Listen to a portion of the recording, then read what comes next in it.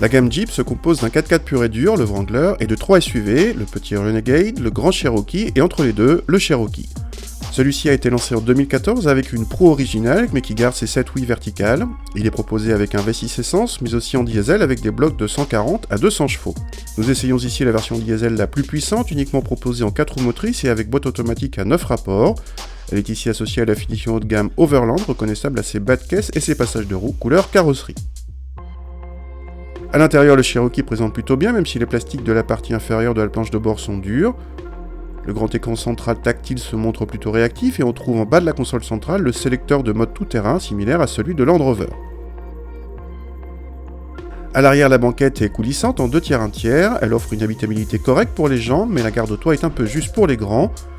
Le coffre a été mesuré à 390 décimètres cubes par nos soins, c'est l'un des plus petits de la catégorie, mais vous avez droit à une vraie roue de secours. Contact et le 4 cylindres diesel se révèlent peu vibrants, mais trop bruyants pour la catégorie. La lecture de la fiche technique nous avait laissé sceptique avec un couple maximal annoncé à 2500 tours, soit très haut pour un diesel, et une puissance maximale atteinte à 3500 tours, soit une plage d'utilisation optimale théorique de 1000 tours seulement.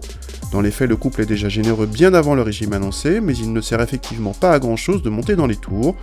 Les performances sont quelconques vu le niveau de puissance, un GLC 250D fait bien mieux face au chrono.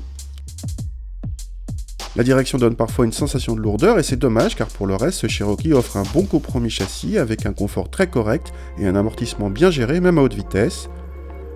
La boîte est agréable dans l'ensemble même si elle se montre parfois lente. Au chapitre budget, ce Cherokee s'avère un peu gourmand pour sa catégorie, le GLC 250D consomme presque 1 litre de moins selon nos mesures.